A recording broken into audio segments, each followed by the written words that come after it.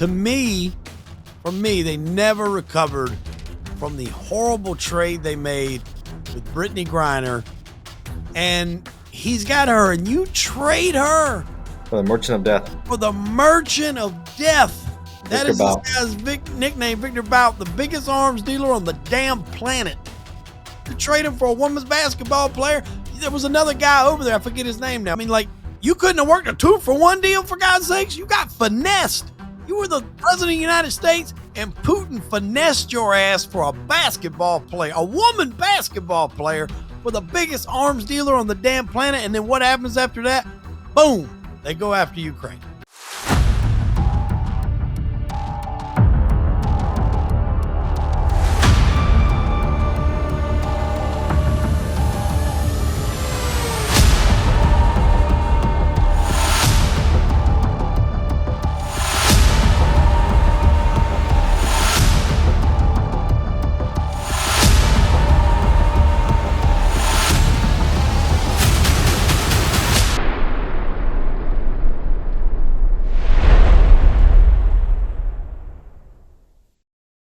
Ladies and gentlemen, welcome back to Crime and Entertainment. Returning guest Ignacio Esteban.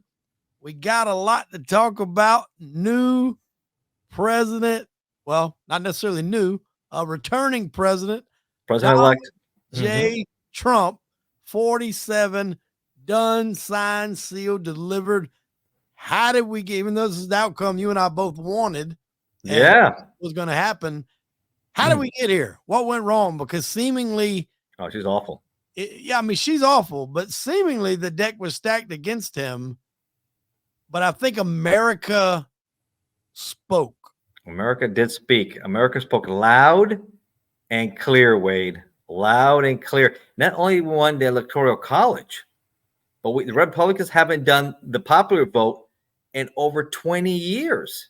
Yes. There's two different things there. You can lose the popular vote and still win this whole thing because the states and the amount of votes they have, and it's whoever gets to 271st wins, right? It's a little bit in the weeds there, but I was in college poli-sci history guy, and I've always been fascinated about this. I've been studying this, writing about this.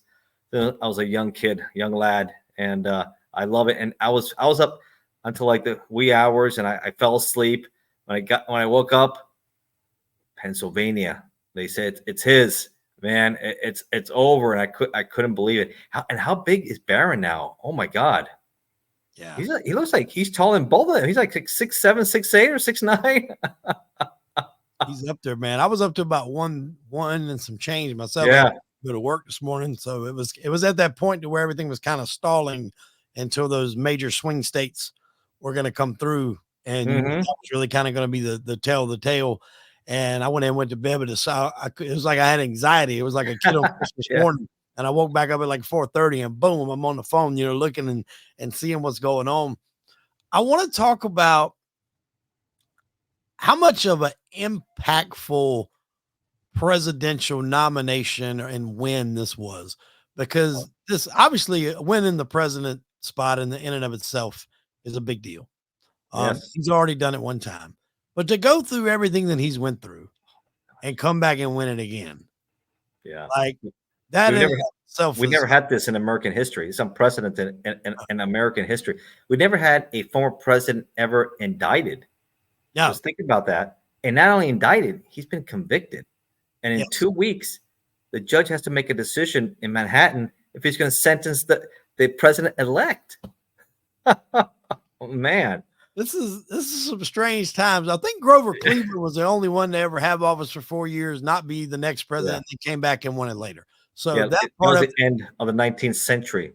Yeah. End of the 19th century. So it's been a while. That's not too common. No. And you think of all the shit that this man has been through. Oh my God. Countless charges, attempted assassinations, multiple attempted assassinations, getting struck in the ear, constantly harassed by lawyers and everything else. And all this while he's still running, and he annihilated Biden so bad. He embarrassed him. They completely take Biden off the ballot, put Kamala in there. In my opinion, I thought Trump lost the debate against Kamala. Yeah, I think he embarrassed himself. And that's the only few things I didn't like about Trump, and I criticized him a little for that, was about, you get misinformation, you got to vet it. You can't go with the Haitian migrant workers in Springfield. They're eating our dogs. They're eating our cats. They're eating our pets. And I'm like, what? And even the governor from Ohio came out and said, this is not happening, folks. And, and I felt bad because a lot of these Haitians were targeted then by the local community. Yeah. And threats were made. I say, man, you've got to vet your information before you go on. The world's watching this. They're saying, what's going on in Springfield? They're eating all the animals over there like that. And that's like, no, that was just nonsense. That came up from some neo-Nazi group that just didn't like those Haitians in their community, and they were just smearing them and didn't want them there and all that. There was a video where the cops' body cam footage did show that like some woman had, eaten a cat or something like that. But I mean, that could have just been somebody on some bad tripping. Yeah. But the way they made it sound like, man, every day they're having barbecue. Yeah, it's on the grill, dude. There we go. It's on the grill. Like a version of Pennywise, the movie It. All these cats are disappearing, like all the kids are disappearing in that show. Yeah. So I thought that he did not fare well during the debate. I thought he got flustered. It was the first time that I could ever really say I thought I saw a chink in the armor. He got a little frustrated. She was great. That's the best she's ever spoken in her life. Yeah, I think so. And which makes me tend to believe, I know there's a lot of stuff about the earpiece. Oh yeah, the earring. We've been getting fed, because as we all know, those questions are known. Your response is not necessarily known to other people, but they know what you're going to ask. Yeah. And it sounded like she was getting fed some information, because you can't string me together any video more than a couple seconds of her putting together a coherent thought. Yeah, she's a word salad. She's the queen of the word salads, man. She was a queen. Yeah. Everything was always, I thought she was going to say, my middle class background. Of course, everything came back. Oh, she worked at McDonald's, which is, Trump went to McDonald's. I kind of like that when he went to Mickey D's, right? He's making the fries at the fry station, going to the drive-thru, and the huge crowds out there, they're loving it. They're loving it. But they look at the records, corporate records. I don't ever show her in the 80s ever work at McDonald's. Yeah, so, and in the book she wrote multiple books. She never mentioned working at McDonald's. Corporate records was not pulling it up. McDonald's, upper echelon, refused to comment on the video or comment on the question. So imagine that you have to resort back. And I think she tried really hard. Hillary Clinton done the same thing. She was trying to, she was like, oh, I always keep hot sauce in my pocketbook. No, the hell you do not. No. You do not have hot sauce in your damn pocketbook. Like, quit lying. You do not. And they both, and she copied her accents. Hillary used to do a lot of accents, and Kamala started doing a lot of accents too. It's like, you're copying the wrong person. She lost. Why are you copying a loser? And she did. She did all the same mistakes she did. She did all the same silly stuff. You're not middle class. Both your parents were professors. Your father, they said he was a socialist Marxist, and you had a lot of that ideology that you're bringing. You're considered one of the most liberal senators in the Senate. For a reason, right? With everything she was trying to pass in there. So I just think everything, either way, Biden or her, and Biden would have been crushed. She got crushed. It would have been the same result. They need to have a real primary. I think JFK Jr., actually, if he was allowed to compete in the primary, he would have done better.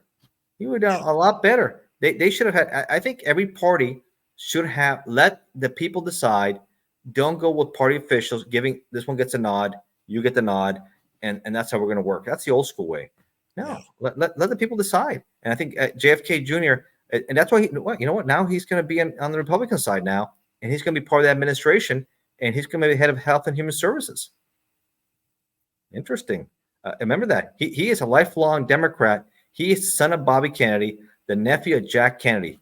Think about that, folks. Yeah. He's on the Trump administration. He's on the Trump train. Yeah. And I said that in one of my articles, part of my books, I said there, not even a 34, and this is when I wrote this months ago, not even a 34 count indictment at the time / conviction can stop this Trump train. Mm-hmm. And then you got to top of that an assassination attempt right nearby. That was a millimeter the other way. It's a game, set, match, and maybe she does win. They take him out. Maybe Kamala does win, or maybe Sleepy Joe stays after all. Yeah, there's so many things to dissect here, and I was talking to a friend of mine today at work, and I wanted to look at Joe Biden for a minute. So typically your VP is kind of your heir apparent. Whenever you're out, the VP will step up. If people are happy with the way things are running, they kind of step right in the shoes. You would like to think. Yeah. That didn't happen with Obama. For whatever reason, Hillary was thrust into that position. Yeah. So someone had to tell Joe, hey, Joe, we appreciate it.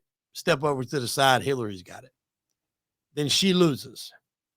So Trump gets in office, comes out. Then they call Joe up. Joe comes, and although I will never think that he won that election fair and square, he does win it. He takes over. Yeah. So now it's time for him to run again. He's about to run again, and he's up. Joe, you know what? Just step to the side. We're going to let Kamala do it. Kamala comes up. She fails. Yeah. At some point, Joe's got to be sitting in the corner looking like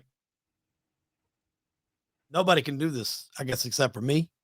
Yeah. If he knows where he's at, even. I mean, things were getting so bad. But you know what? At the end, I think he must realize that Dementia Joe. I mean, he had so many different nicknames and stuff. I mean, even that comment at the end, they were so upset with Joe Biden when he called Trump supporters garbage. Mm-hmm. Obviously, what happened in Madison Square Gardens. And there's one comedian who makes a inappropriate joke, I guess, about Puerto Rico being a garbage island or whatever the so-called joke is, and the kind of crowd booing whatever. That's one. It wasn't Trump that said it. Trump likes Puerto Rican voters, and that's one of the biggest keys to Trump's success. With all these different groups of Hispanics supported Trump. His numbers were enormous with Hispanics. They were enormous with young voters, and the Joe Rogan factor and the Elon Musk factor was enormous. Was huge in this election. Big numbers come out, huge numbers. That was a big factor. It wasn't abortion that people thought that was going to be the big story. It was the economy, and the border, illegal immigration. That was a big factor. Oh yeah, 100%. And I want to expand on that just a touch. So Kamala brought out all the heavy hitters. She brought out Cardi B. She brought out Beyonce. She brought out Jennifer Lopez, Oprah. You might want to classify that as a list, maybe a Diddy list. I don't know. But a lot of those people had ties. So are they aligning themselves with someone that could maybe keep their ass out of the fryer as this Diddy thing keeps evolving and names? How did J-Lo warn the country about Trump, but she didn't warn the country about her ex, P. Diddy? Yeah. Carrying a gun. What the heck is going on there? And all these secret, of course, it's been alleged that he recorded all these sex parties and all the things and all the horrible things that are going on there, just like Epstein did, right? Epstein also did for blackmailing purposes and whatever. And that's what a lot of people think. Maybe that's what happened to Prince Andrew. I don't know. That's been alleged out there. And that's the reason why now he's in big trouble in more than ever. King Charles now wants to take his pension, I guess, his allowance away from him. So it's the same thing. There's a lot of videos out there in HSI, the feds who's investigating this. They have it, right? And what's interesting, how many other celebrities are going down with P. Diddy. And I heard that Usher's cooperating. That's been rumored out there. Also Justin Bieber. And he doesn't look good. He did an interview, and you look like he was used and abused when he was younger. Yeah. The way he's talking, what happened to him. That's awful, man. That's awful. Awful. Yeah, you mentioned earlier about the joke that was a highlight at the Madison Square Garden. I mean, that's Tony Hinchcliffe. If anybody knows who he is, he's a brutal fucking comic, man. Like, he is brutal, but that's what he does. So who invited that guy? Why would you invite him to that kind of rally? I don't think that's a good fit. I think he got invited because of Joe. He was on podcast all the time with Joe back in the day. Tony. Oh, Joe Rogan? Joe Rogan. So they're good friends. And so I think maybe that was how he got the invite, break the ice, do a little roast. I mean, he roast Tom Brady. I mean, he was brutal. I saw that. That's the only time I've ever seen him. Yeah. Yeah, but he's a stand-up comic. He had been with Joe for a while, and Joe's a stand-up comic as well. A lot of people, realize of him from the Joe Rogan podcast, but he's also a stand-up comedy. I remember him from Fear Factor. That's when I first remember Joe Rogan. Yeah, I used to like watching Fear Factor back in the day. But if you knew Tony, I mean, you knew he was going to say something, maybe not quite that, that extent, but you knew he was going to say something. That's what it is. Like you said, it wasn't Trump saying that, but they were going to grasp at anything they could to run with it. I mean, and try to, do anything they could to slow it down. And J-Lo and was Bad Bunny, J-Lo, Bad Bunny, any other Puerto Rican they could find that was if you're on the Dem side, of course they came out. If you're on the Republican side, you said, hey, that's just that guy being that guy, and that's it. And you moved on with it. It wasn't Trump. Trump didn't say that. And you see a lot of Puerto Ricans at Allentown and other parts of Pennsylvania came out in huge numbers and voted for Trump anyways. Mm-hmm. So they didn't care because you know why? It's all about the economy, jobs. We want to lower these gas prices. We want to lower the price of groceries. We want everything, cost of living, to go down because that's an increase. That's pretty much inflation. Pretty much is a tax increase. Less money in your pocket. That's what it is. Well, we talked about this the last time. Between Obama and Biden, the Democrats had the control of the White House for 12 out of 16 years. Mm-hmm. And it was done the best up under the Trump the 4 years he was in office. So what makes you think is going to get any better? And that was one of the questions that she kept faltering was, what are you going to do different? Oh, I don't really know right off what I would do different. That's awful. What do you mean? The country's gone to shit. You don't have any idea what you're going to do different? And my thing is, why aren't you already doing it? There was a meme that was floating around out there for a long time as if Trump was going to destroy the country and run it into the ground, he'd have done it, 8 years ago. If she was going to fix everything that's fucked up right now, she would have done it in the last 4 years. And I say she because largely she had probably more input than Joe did. Like he probably wasn't even awake half the time. No, Sleepy Joe. No, he's sleepy. No, he was licking his ice cream on the beach somewhere. That's what he likes to do, or sniffing hair, or biting little. You see him biting little babies' toes and all that. He's gone Dementia Joe, as we say.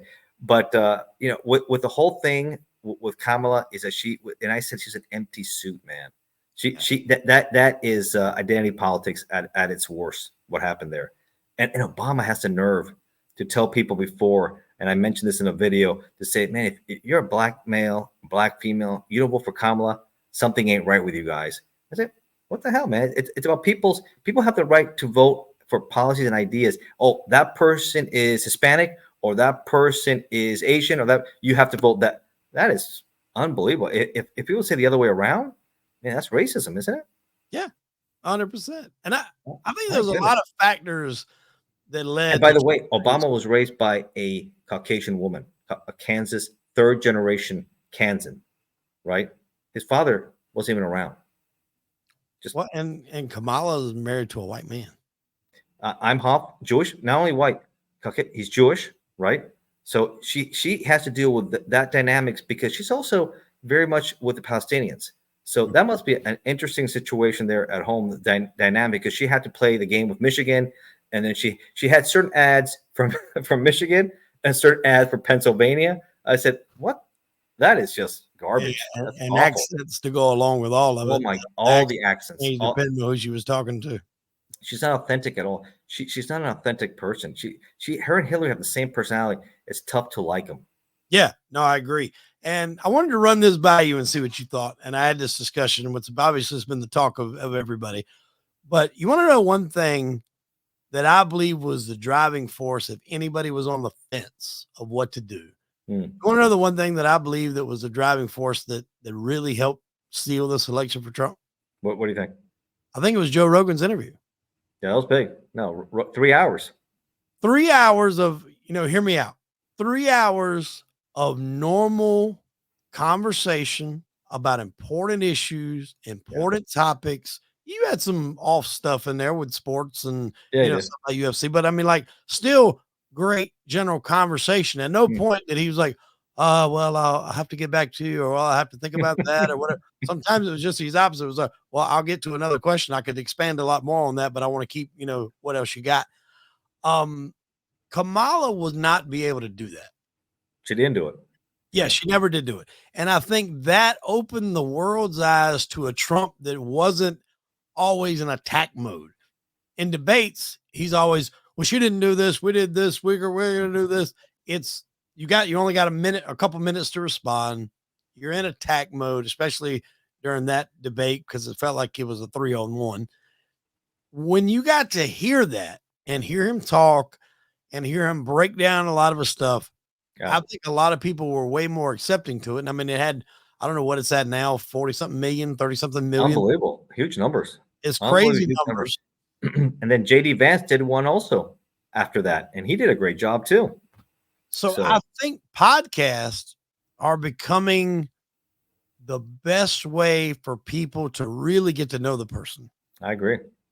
And with all those people that could hear that podcast, hear Trump, the fact that Kamala would not do one, for there's no way she could not have sat down and had a 3-hour conversation with Joe Rogan and it been entertaining. People might have listened to it for the wrong reasons, but it wouldn't have been interesting to listen to. Look at Brett Baer, how he diced her up for 25 minutes. Yeah. And I think after that, they knew they was like, you ain't going on Rogan. Or nobody that's going to even give you even though I don't know if Rogan would have hardlined her. Nah, he probably would have pushed her. How about some basic questions she can't even answer? Are we better off today than we were 4 years ago? See, remember, that's the first question they started the debate. She flubbed that one pretty good, right? Yeah, and Joe's answer to that would be like, well, how do you come to that? And what could she say? Yeah. 60 Minutes tried a little bit with Whitaker, but then they cheated. And they start and they're still in trouble. Trump has a major lawsuit against CBS for changing the answers, editing the answers, because she really did not give good answers about the war in Gaza. And so they kind of gave another answer she gave and edited inside there, inserted there. And it was like, whoa. And that's some problems there. They're getting really involved in this. So I think the best thing for them would have been to release the whole thing unedited so we can see exactly. But it's over now. What kind of word salad, what kind of mess Kamala is and will be. And she finally gave a concession speech. I think she should have stepped up yesterday. She did the same. She followed the playbook with Hillary. Hillary couldn't handle it. Remember? And 26, she had to come back the next day, late in the afternoon, a lot of drama. But at least with Hillary, it's a little bit closer. This is the blue wall, Wade, is gone. Yeah. Like I said, the blue wall has crumbled. And he has pretty much taken all the swing states, and now it is the red wall. He has taken over, and J.D. Vance, being from that area, has solidified it tight. Man, he looks impressive too. Did you ever see Hillbilly Hillary his whole life? No, I got a chance to watch that yet. You haven't? Oh man, it's Ron Howard, man. He's a heck of a director. Anything he does is good. Glenn Close was in it. Amy Adams. I mean, all-star. These guys won a lot of awards a couple of years ago for this movie. He came this close to becoming nothing in life, right? Yeah. Very close. Mother, a drug addict, and reversal of fortune. His mamar, as he calls his grandmother, right, ends up stepping up, and she has her own issues. Gets him out of enough trouble where he's able to go in the Marines, right? And he's the first vice president to ever been a Marine, by the way. It's going to be the first vice. Yeah, that's pretty impressive. So that's impressive. So vice president, he has Marines background. He's able to go in with the GI Bill, pay for his degree from University of Ohio, and then he goes to Yale Law School. And of course, then he writes his famous memoir autobiography. Good for him. It's not easy to make a New York Times bestseller out of it. No, that's pretty impressive. And well, I mean, speaking of New York, Trump almost turned New York. Very close. Almost Virginia also. Virginia was very tight also. So I think Virginia now, maybe in 2028, could be a battleground state again. It used to be purple. I think Virginia's going back. Governor Youngkin here, very popular Republican. Disappointed that, Tim Kaine, I don't know if you remember him. He was Hillary's running mate back in 2016. Did you see that Saturday Night Live skit with Kamala? Yes. Yeah, with the mirror and everything else. That was so awful. Tim Kaine comes in at the end. Do you remember Tim Kaine? And there at the end, it says, "Who is this guy? Is this Tim Scott? Is this Tim? Is this?" And nobody could guess who he was. And then they thought, "Oh no, this is Tim Scott." He goes, "No, I'm Tim Kaine." Sure, you are. Kamala, I think, had the arsenal to be able to combat and go up and give Trump a fight. She just did not have the personality to do it. And I think largely that's what scares people. When you talk about putting someone in the position of the president of the United States. They're going to have to deal with important people, tense issues. Oh, yeah. Largely, you got to have, for lack of a better term, you got to have a set of balls to deal with some of these world leaders. There's a story about Trump where he goes to like the ISIS leader and he basically uses the interpreter to tell him, if you harm one hair on an American's head, I'll kill you. Yeah. And he slides a piece of paper over to him, and it's a picture of his house. And he gets up and walks out the room. Mm. That would never happen with Kamala, with her conversation. And, I want to make this clear. I'm not advocating for violence and blowing somebody's house up. But what I am advocating for is you got to stand on something. And for me, they never recovered from the horrible trade they made with Brittany Griner. Oh my gosh, we talked about that. I did a book on that. Yeah, we did a show on it. You did a book on it, and that to me that summed up the entire Biden administration. They're so soft. They're so, worried about trying to appease just a small section of people. They traded a women's basketball player, and not even LeBron James, for God's sakes, a women's basketball player who openly doesn't like America, has stated that. Granted, I will say what she was over there for was ridiculous. A little bit of weed. That's his playbook. That's Putin's playbook. And he's got her, and you trade her for the Merchant of Death. For the Merchant of Death. That is this guy's nickname, Victor Bout, the biggest arms dealer on the damn planet. Mm-hmm. You trade him for a women's basketball player. There was another guy over there. I forget his name now. What was the American guy that was in jail over there? Oh, yeah. He's a former Marine also. Yeah. I mean, like, you couldn't have worked a 2-for-1 deal, for God's sakes. You got finessed. You were the president of the United States, and Putin finessed your ass for a basketball player, a woman basketball player, for the biggest arms dealer on the damn planet. And then what happens after that? Boom. They go after Ukraine. No, they stepped all over him. They stepped all over. What got me upset with Biden was what happened in Afghanistan and the disastrous exit. That's where I started. I said, how we spent all this money, 20 years. What do we have to show for it after an endless war for 20 years, trillions of dollars spent, right? We, at the end, train the Afghan security force. They didn't want to do it. Okay, fine. But you have to have plan B ready and say, maybe it's not a bad idea. Maybe do what we did with Korea and maybe split it. At least keep the base, the northern side, with the Northern Alliance that wants us, with a Kabul airport. That's a great strategic airport to have in that region, by the way. But who in the right mind is going to have the Taliban do security for you? You couldn't get your people out in time. Everything collapsed. And now the people who've been fighting for 20 years, you're going to have a security deal with it, and you expect things to go right. And that's why I remember that one of the fathers, when he was speaking at one of the speeches he was doing, was chanting Abbey Gate, Abbey Gate, State of the Union speech, the State of the Union speech, and he was moved with Abbey Gate, Abbey Gate, Abbey Gate. That's where the car bomb went off with the Taliban that killed, I think, 13 military personnel that were there, right, and about 100 civilian plus people there. And that was just a disastrous exit. That was worse than Vietnam. That was worse than what happened in Saigon. That was just awful, awful, awful. And the exodus, the mass, and we couldn't get our people out right. I said, man, this guy doesn't think things out. You don't have a plan B. And he just couldn't articulate. I said, man, I was thinking of Joe before. I think this is my opinion. I think something happened to him because he has a history of having aneurysms and having mental stuff happens to him because I looked into his mental health and the records. He had some nasty, nasty aneurysms and other attacks that maybe something happened to him because he didn't seem right during the debates, 2020. And then afterwards, he just wasn't right. And I think those are things we need to look out. Maybe the 25th Amendment should have been invoked after a couple of years and people realize he wasn't all right there because it wasn't right to have him there. So to me, it was Afghanistan. That's why I wrote the book, Joe Biden, one and done. After it was, and I saw all the factors coming in and everything else. I personally thought, man, it'll be hard for Trump to make this unbelievable comeback. But these cases now are all going to go away. Jack Smith has to have to dismiss all the federal cases. The special counsel, this is going away. The state cases are going to end away because Fannie Willis, she's corrupt for what she did. Bringing her lover in, Nathan Wade, lied about it. They put on the affidavits. This guy was a divorce attorney. He had no experience of racketeering, and the Fulton County DA's office paying over $600,000 a year. What? And they go on these exotic trips.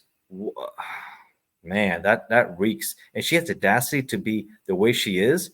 Man, the only person that should be in jail is going to be these two. They're going to at least lose their license and be done. Their law license be done practicing, because that's just malpractice. It's unethical what they did, Wade. That was unethical, completely unethical. And all that, and it just is out. It's mind-boggling that not only did he come back and run, he's facing all these, he's arrested, facing all these felonies. He's damn near killed. Oh, we're talking millimeters, and you and I are having a very different conversation right now about what President Trump could have done had he not been, unalived. Crooks. Then there's more attempts on his leave, not as close, but people that were attempting to take him out. It doesn't stop him whatsoever. As a matter of fact, it probably fueled him. It did fuel him, they said. I love that picture of him when he just got shot in the ear and he gets up and he gives a fist and defiance that he's going to continue, man. That's just, I think that also helped put him over the top in Pennsylvania. No, I do too. And that's what I was going to say, man. Like there's a few pictures that are like going to always live in infamy. Yes. The Twin Towers before the collapse and some pictures after the collapse. It just puts you in a place that you remember what was going on when you were there, when you seen that. And that symbolized, no matter the evil in the world, there's this leader, there's this de facto leader that's going to get up and fight. Yeah. And, it wasn't ducking. It wasn't running out of there. If there had been shots fired anywhere near Biden or Kamala, it would have been fucking, running to the nearest car or whatever, not have been going back to that podium. He went, and I think part of that is a showman in Trump. He recognized that as quick as you have to. But I mean, that symbolism of his pumping his fist with the American flag in the background is now going to be one of the most iconic photos of all time.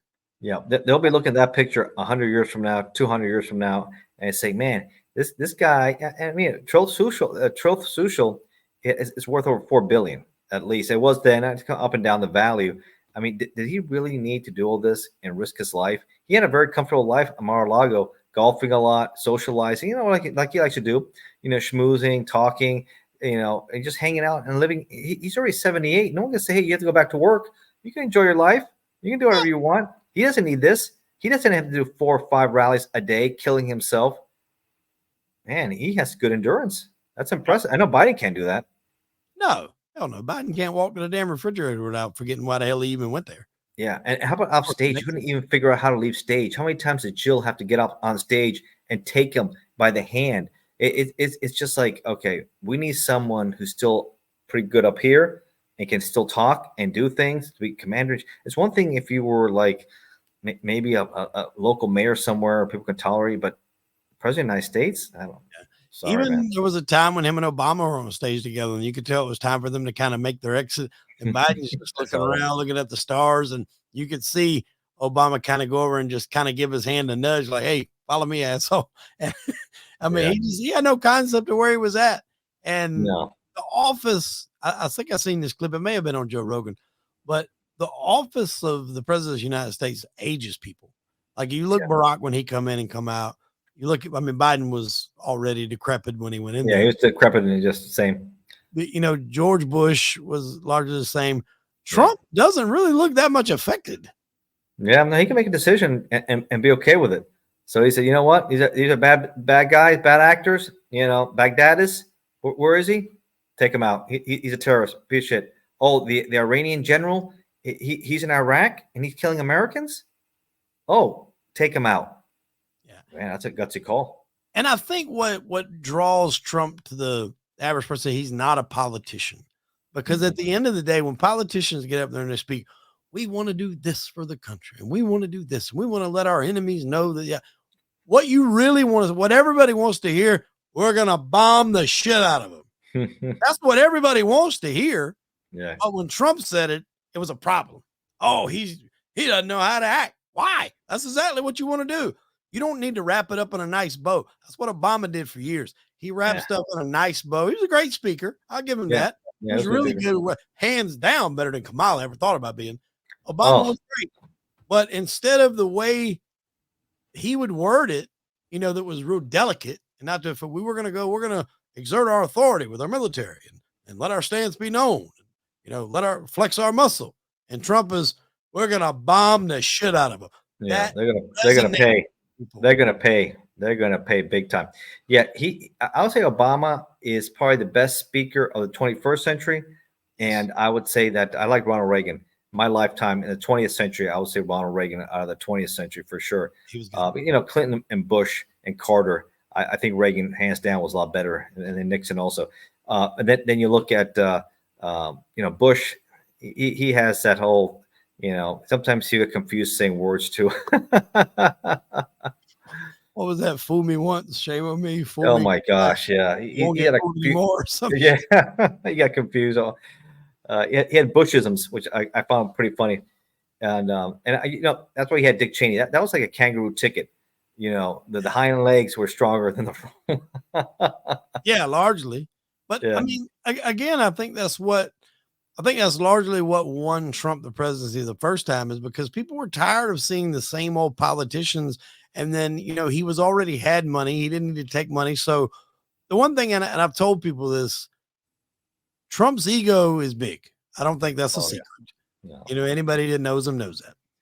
So he doesn't want to be known as the guy that goes in there and screws up. No. He's going to want to do a good job. And like that meme, I think I may have referenced this earlier, but it's like, if he wanted to screw it up, he would have already done it the first 4 years, but he didn't. Yeah. He did a great job. Yeah. The only thing that screwed him was the pandemic, and that was a bad situation, and that cost him the presidency. Yeah. If it wasn't a pandemic, he would have beaten Joe. There's no Joe Biden, no doubt about it, because the economy was strong, everything was looking good. I think any incumbent, I don't care, Obama, Bush, Reagan, with that kind of pandemic and its economy going down, you're going to get blamed. And you saw around the world the same thing. So it was just bad luck. But guess what? He made up for it. And now he's back. He is back. He looks strong. So this is something I want people to think about: is what do people expect from Trump from day one? What needs to be done right from the beginning, right from the gate, to say, wow, he knows that the window of opportunity, when they have everything right now. Yeah, there's no excuses. Damn thing. They have this. The Supreme Court, the judiciary is conservative. Okay, this is unprecedented. They have everything, which they didn't have in 2016 in the Supreme Court, but they have it now. They have the House, they have the Senate, and the legislative and the executive. So what are you going to push? I say you got to finish that wall. If you don't finish that wall now, it will never, ever get done. Start finishing that wall. Go after the tunnels. Go after the violent gangs that are here illegally, the violence, the criminals. You have to focus on that. And then try to lower gas prices, the economy, and stuff like that. I think those are the big three. And what are you going to do with Putin in Ukraine and the war in Gaza? I think he could probably straighten out that thing in Ukraine with a phone call. Yeah. Yeah. My thoughts. He's obviously got a relationship with Putin. He knows how to interact with Putin. Mm-hmm. And he could call and just be like, look, you've had this amount of time to do what you wanted to do. Couldn't do it. It's made. You couldn't do it. It's time we get back to normal or else. Yeah. And Putin's already hurting enough as it is. He doesn't want the smoke from America right now. No. And I think that will be solved like that. And instead of giving billions of dollars to another company, we don't need that anymore. You can't even fucking help out the people down there in North Carolina who are floating out of their homes, but you're giving billions to other company or other countries, and you can't even help out our own people. That problem would be solved like that. So that'll be one thing right there that people could be like, oh wow, it was that easy. Why the hell wasn't that done a long time ago? Saved us money, but it don't help when you're funneling half that damn money either. Yeah, there's some corruption also going on there, and that's heading out. So Zelensky, I think, did a smart move. Ukrainians going into parts of Russia, right? They have taken control of some parts of Russia there. So there could be some negotiation. We get out of our country, we get out of your country, and we call it even, Steven. So that's going to take a little time to work out there. But Yeah, we don't want another endless war where we spend billions and billions, or over $120 billion. And then, of course, we're spending also money on Gaza. That can be worked out also.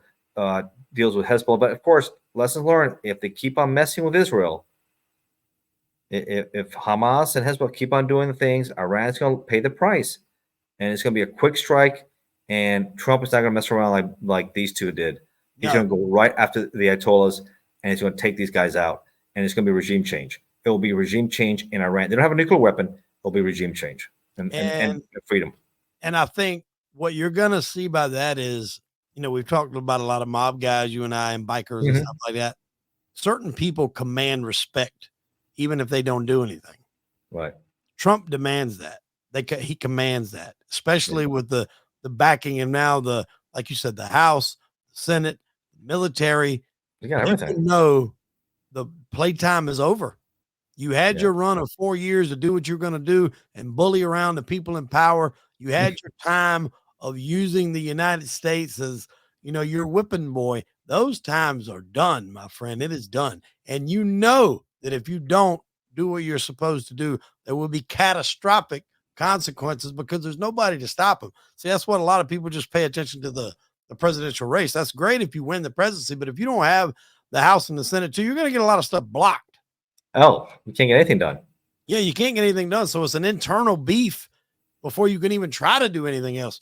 He's got the whole thing. And this is one thing that I'll say is I believe he can do it, but a lot of responsibility and a lot of eyes now are going to be on Trump. He fought for this. He earned it. He damn near lost his life for it. You got the keys to the car now, brother. You got to do something. You got to do it, because if he doesn't, his second term will be looked at as a failure. Yeah, it'll be a failure. And plus, you got to set up JD Vance, right? Yes, for his run. Take over. You got to set up JD. You got to take him. He's a smart, articulate guy. I can see him running in 4 years for the presidency, especially if they do such a great job. Yeah, it could be a great ticket there in 2028. Maybe a Vance DeSantis.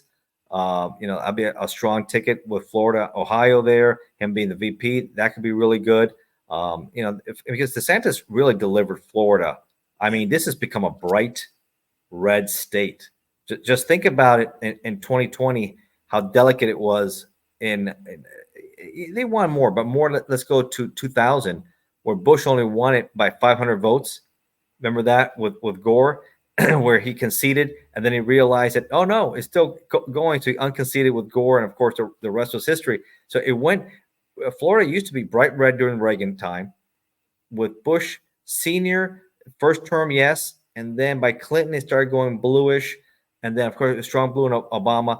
But now Dade County is back, and it went strong. South Florida, Miami, bright red again. The Hispanic, the Cuban votes, the Venezuelans.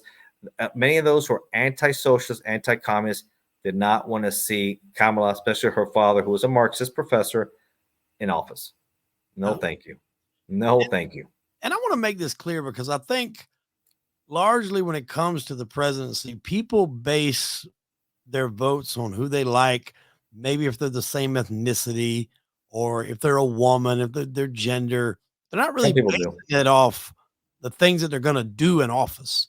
For instance, I can tell you right now, if JD Vance was to run and have as his VP Candace Owens, or if Candace Owens was to run for president, unless she has a major view change, I would vote for her tomorrow. Yeah. I would vote for Candace Owens tomorrow. She's a female. She's African-American, but I align with her views on things. That's what you should vote on. Yeah. That's what you're supposed to vote on. Right. Policy, right? Ideas. But that's not what Obama wants. That's not what these guys want, because the Dems are on the woke mentality is identity politics, that they try and line up one group with another group. And that's not what America's about. To me, that's racism. It's you run separation and then claim you want unity. Exactly. Use separation, but claim is to unify people. You're not unifying shit. You're separating the country as much as you can. Exactly. That's how they win. And that's why California is such a mess. That's why you have the West Coast, as we say, the left coast, right? What? Who wants to live out there? It's just awful between Oregon, Washington, California. Gavin Newsom, he's probably the worst governor up there in California history. I mean, it's a great escape. You had everybody. I mean, Stallone lived there for years. He has a beautiful home in West Palm now. He's moved out there.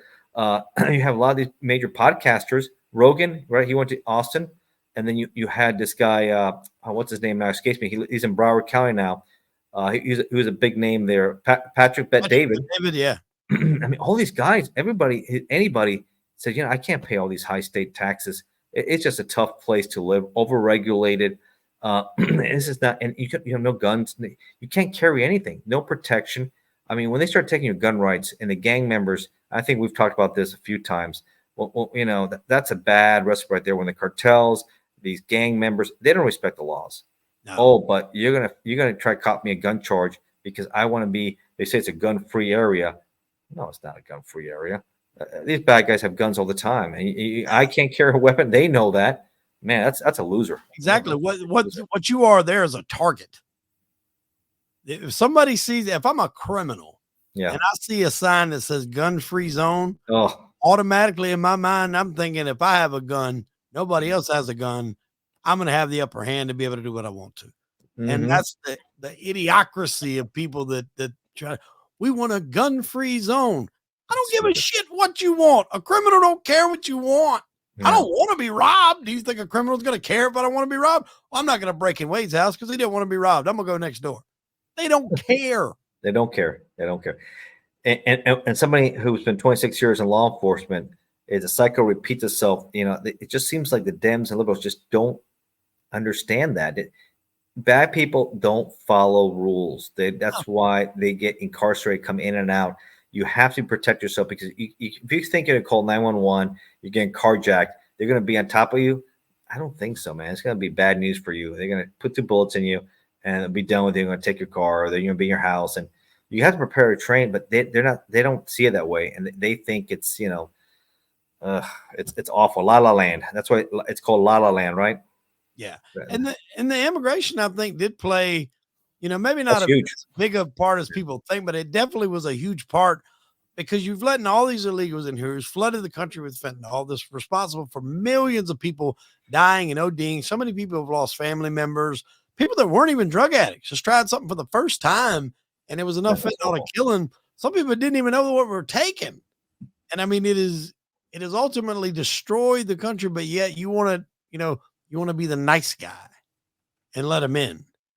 And largely you let them in and they go and they vote, for Obama, or not Obama, but Kamala. Kamala. Yeah. Places over there, you don't even need IDs to vote. Yeah. Oh, no, that's we probably do need a federal law where we're requiring voter identification. That's something smart. That's what they need, a federal law for that. And to voter identity, because if not, it's just a mess. So you're going to have cases here and there. I personally I like they kept it in Virginia. I saw the huge lines and everything else. I voted by mail, and I voted early by mail. It's so nice and convenient. I've been doing that for years since I've been here. I didn't do it in Florida because they didn't give me that option. I would do early voting, but then there's such huge lines out there, and I hate to wait for the day up because you never know what could happen. But it's so nice way to be able to vote early by mail, send it out there. I verify it's been received. Man, it come from your home, and you can't beat that. I encourage everybody, if you can vote from mail, do it. It's easy. It's comfortable. I don't know if you can do it in South Carolina, but it's nice here. I don't know if you can vote by mail or not here. I didn't. I done early voting. I voted last Saturday. I went to the polls. I got off work at 12 o'clock that Saturday, and I went, and it was like out the building. And it was the last day you could early vote. And I told my wife, I was like, I don't know. Well, as many people has been early voting, there ought not to be no lines on election day. But I went back before it closed about 5:40 that evening. It closed at 6.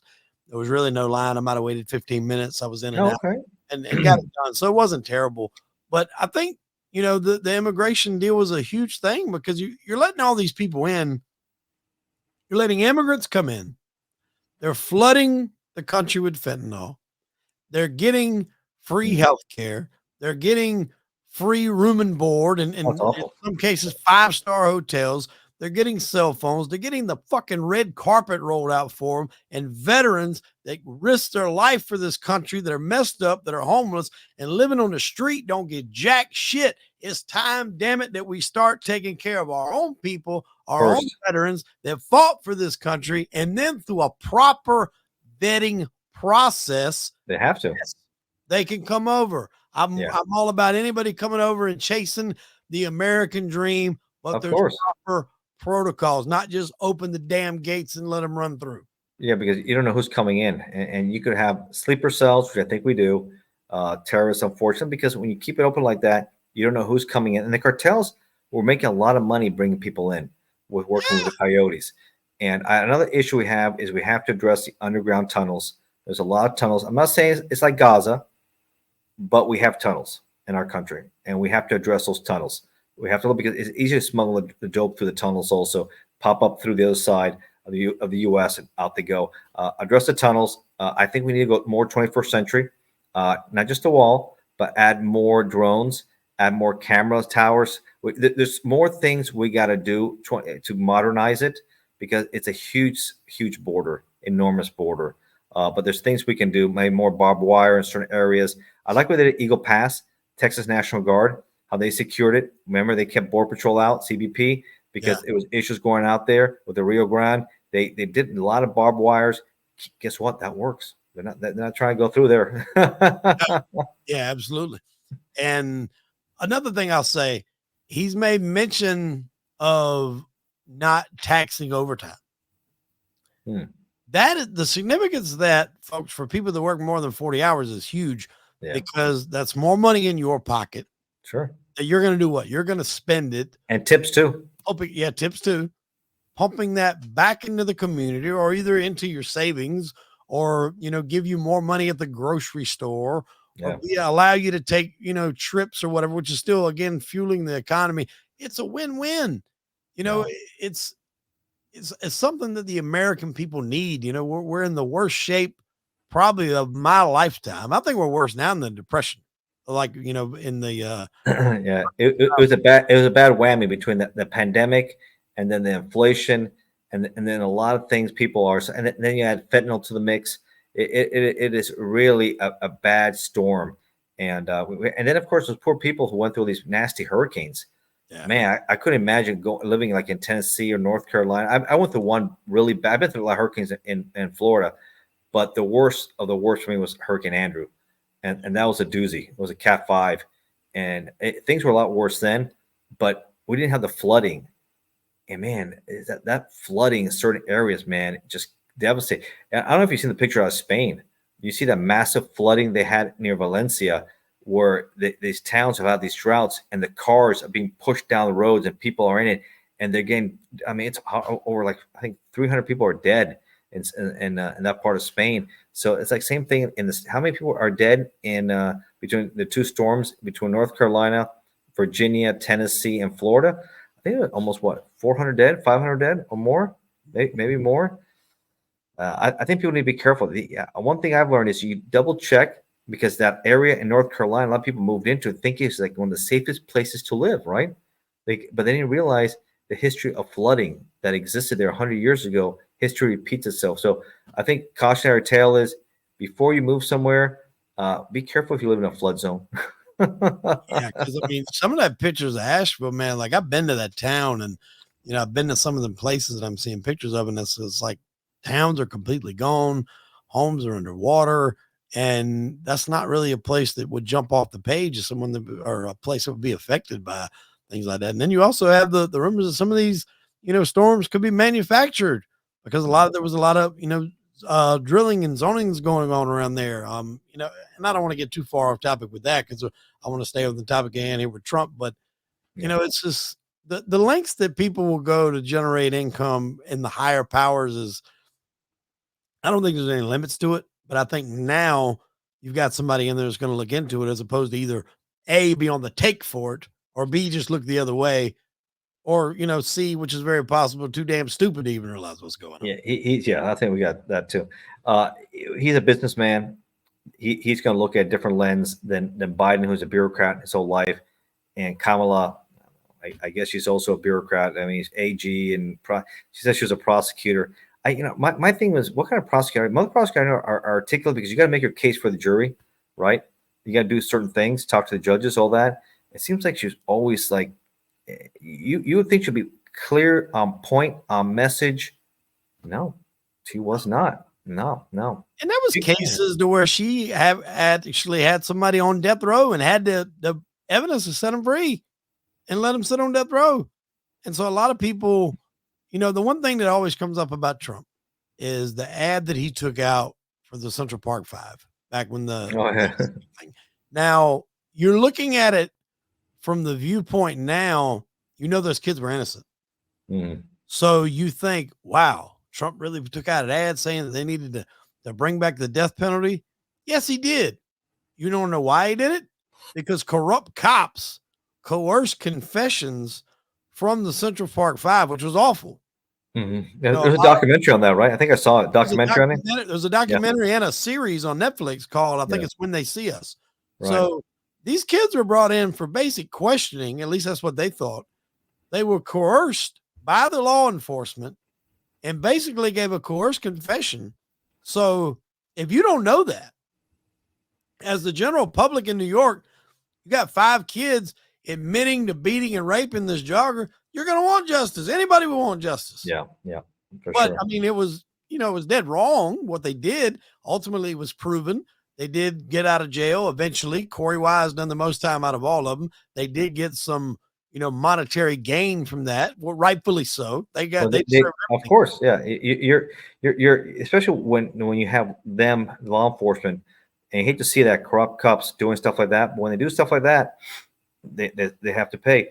And then the other extreme, I know we have talked a little bit about it. I think you sent me a message about the Bendis Brothers. Yeah. And I talked a little bit about my book, Infamous LA Murders. And that's one of the cases I talked about there. I remember that case A9. I was a senior in high school, and I was appalled. I couldn't believe it. And of course, they played it off like it was a mob hit. It wasn't them that did it, of course. And then they spent all the money. I mean, what kind of psychopath, sociopath? Let's say Jose allegedly was molesting his sons, and Kitty was enabling him, whatever. You don't come in with shotguns. You premeditate to kill your parents. You call the police. You investigate it. You call a PI. You do things the right way. You don't go into that mode where, especially they're already adults. Why don't you leave? Why are you still in your parents' home, right? One's 19. The other one's 21, 22. You know what? Get out and start your own life.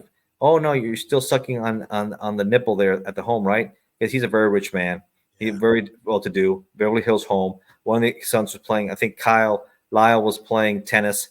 And so they're involved in a lifestyle. They want to be supported, and they get greedy. It's scary. What triggers them was greed. And there's no way. It's because it was a Netflix documentary out there. I haven't seen it, but they said it was moving enough where the district attorney from California, George Gaston, said that it moved him enough to maybe want to resentence. They should have got the death penalty, Wade. They should have got the death. California had the death penalty, but because they're under age 25, which again, another bogus policy by California. Oh, under 25, they're too young. They're adults. They knew what they were doing. Where's the justice for their parents?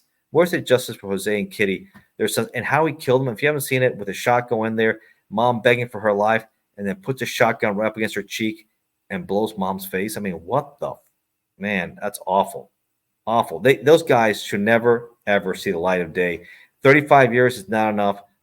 Keep them there. And I hope the judge, I mean, it's awful. I mean, the stuff you see in California between O.J. Simpson, the Menendez brothers, and the man, even one of the witches from the Manson crime family we talked about got out. Why is she even out? Was that Patricia Krenwinkel or Leslie Van Outen? Which one was that? One of those two. She's out.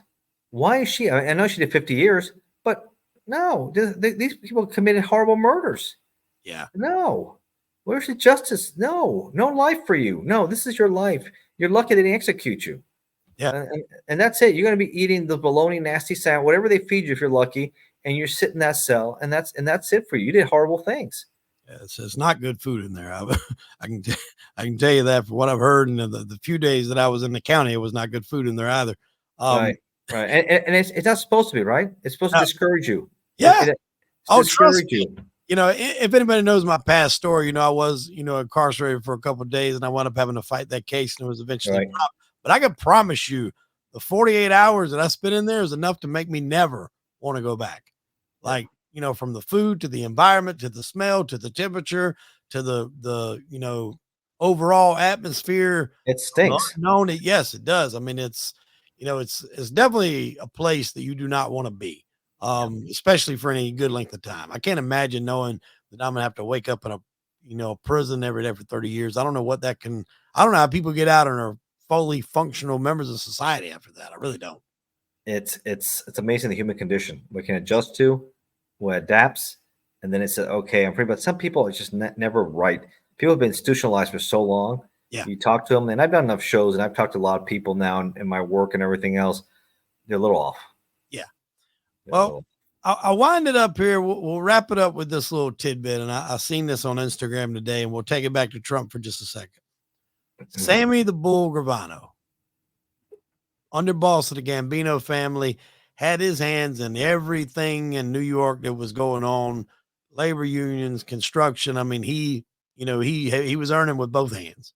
John Gotti's number one guy. Ultimately, he would go on to, testify against John Gotti, put him in jail. But before that, when Sammy was doing his thing, he said on his, I don't know if that was his podcast or somebody else's, he wanted to bribe Trump.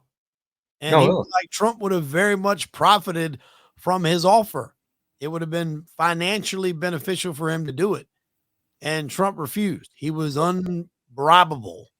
Wow. So as somebody that is drawn and fascinated and obsessed, you might even say, with making money, he was unbribable in the fact that, because I think he was also smart too.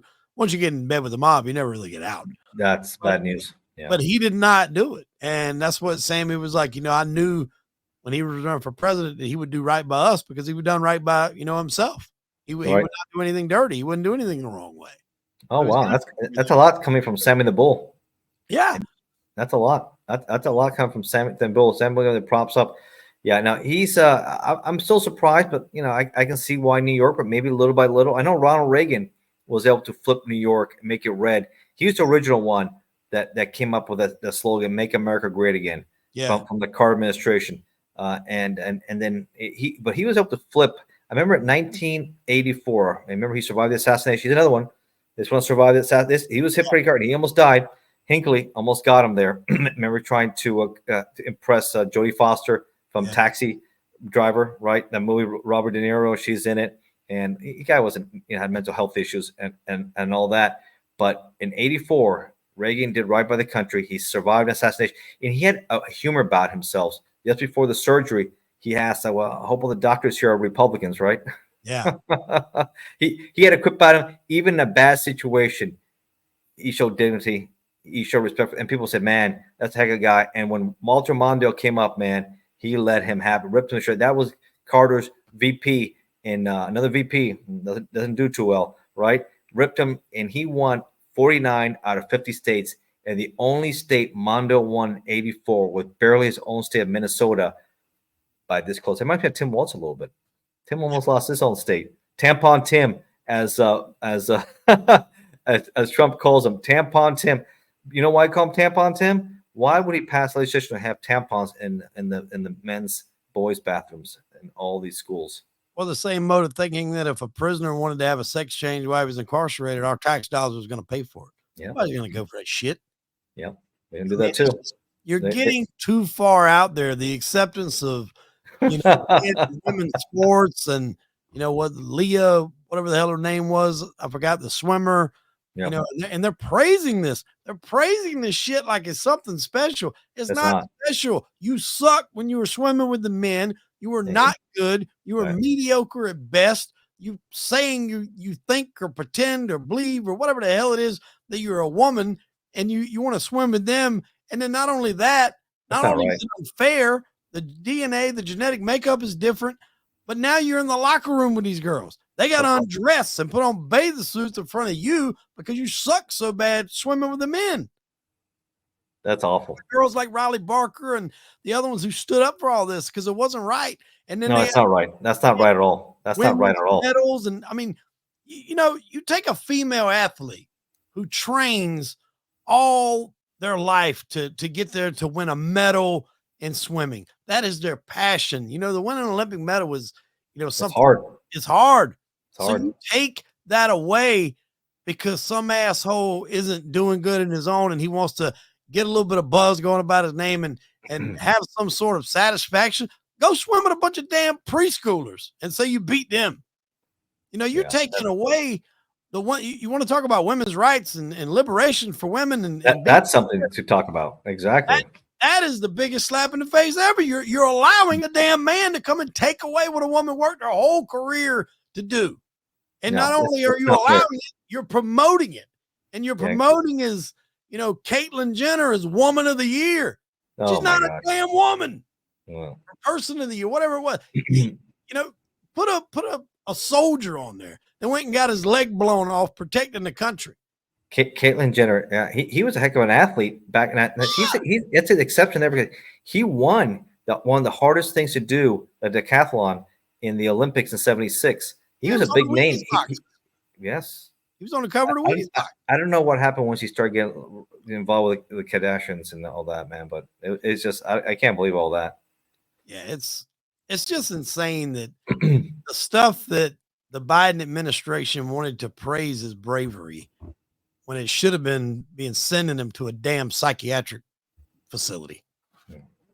It's just thank God we're out of that now. Yeah, we're moving forward. We're going forward, and I'm really excited to see. Me too. On day one, what's going to happen? I mean, I know the market was excited. Yeah, that's what I was about to say. We're less than 24 hours, and the market was very exciting. I think that's a good sign. Very good sign to come. It's going to be interesting how the Democrats handle the send-off between now and inauguration. But I think once that inauguration hits, man, people are going to be so excited. There's going to be energy and a buzz in the streets and the air in America that we haven't seen or had in a very long time since basically the pandemic, Rob, to be honest. I think his crowds are going to be enormous for this one. I really do. I really do. The inauguration is going to be enormous crowds. Now, he's going to be able to say he has the biggest crowd because before there was some suspect what happened in 2016, but now I think it's going to happen because he survived the assassination attempt. Two of them, really, if you think about what happened there. Yeah. And we just touched on that second one there. But, you look at that guy, he was in Ukraine and has issues. He comes back here. Why is he set up that particular day and that location? And what makes him think that Trump is going to play golf? Because Trump is traveling a lot. What makes him think that what information does he have that Trump's going to be out there? That's a whole other podcast for a rabbit hole that you can go down because, I can't help but to think that there was some shadiness and some backroom dealings in both of these instances. But what of all the days, why that day? How does he know to be in that particular part where that whole, there's a lot of stuff that's really weird there. And, that's something where did someone tip him off? Did he get some information or was it in the paper? I mean, where did he have to have that information somewhere? Where did he get the information? That's a key. I heard he's not really cooperating according to sources out there. So no, he's not going. We'll see what happens. I'll share this quick story here I heard on TikTok, and I don't know if it's true, so I don't want to say this is true, but if it sounds like him, the Mar-a-Lago estate, when Trump wanted to buy it, I think he offered somewhere in the neighborhood of $5 million. They wanted $8 million. He was not going to agree to that. There was a patch of land in between Mar-a-Lago and the beach. I don't know if it was sand or what it was. It was a patch of land, not very wide. He buys that. I don't know for what price. And then says, look, you're either going to sell me that or I'm going to build a skyscraper so damn tall and so wide that you're not even going to be able to see the beach. And so they say, all right, we'll sell. Give us the $5 million. Now it's $4 million? Now it's $3 million. Now it's $3 million. So they took the $3 million. So he gets it for $2 million cheaper than what he offered to start with. He's a good businessman. Yeah. Exactly. That's what I'm saying. Does he have some failed businesses with the stakes and all kinds of other shit? Yes. But the point is he goes out here and he tries and he does and he knows what works. The greatest lessons in life sometimes are failures. You got to try. If you don't try, you never find out, Wade, right? Yeah, exactly. Yeah. Just like this whole podcast thing and everything else we're doing. That's something else I'm trying to do more. I'm even thinking about maybe doing my own show, maybe get myself a producer. I'll maybe try to get some more information where to go. Right now, I'm doing a lot more videos, a lot of writing. So doing a lot of writing. So if you like what we're saying, you can find me on Amazon. You can see my books there, close to 80, plus Medium, another 80 articles too on medium.com. So check me out on Amazon. You can follow, us, follow me on Facebook, LinkedIn, all those spots right there too. Yeah, Instagram. We'll put all those links to all your social medias in the show notes below. You've been on the show many times, and you always love having you on. You're a great guest. Yeah, you got a lot of insights from a lot of different things. We've covered all sorts of things, ladies and gentlemen. If you like this, we're not strictly politics. No, biker gangs to cartels to mafia members. I think we covered the shooting in Texas. We covered the trade for Victor Bout for Brittany Griner. We covered all that. So I mean, just a lot of stuff you can go back through and look in the past episodes and the archives there. I think we'll end it on this, my friend. Glad you stopped by.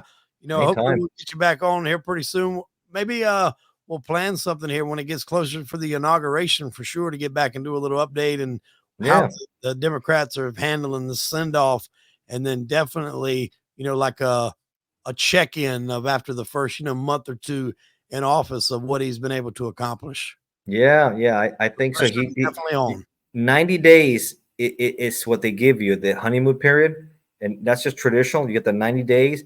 I think he needs to be able to do a lot in 90 days just to keep the media off his back, because you know how they get. They'll start writing him, and they were awful before. They'll be worse now. And I've seen some awful things they're saying now too. And a lot of them better be kissing Trump's ass, because I tell you, if he wasn't in there right now, they wouldn't have a job. That's all they do is Trump. So if he'd have lost and Kamala would have been in there, who the hell would they have to talk about? That's right. All right, Wade. All right, buddy. I enjoyed it. We'll see you next week here on Crime and Entertainment. Ignacio, we'll see you. Thank you, brother. All right, man. Ciao. Bye-bye.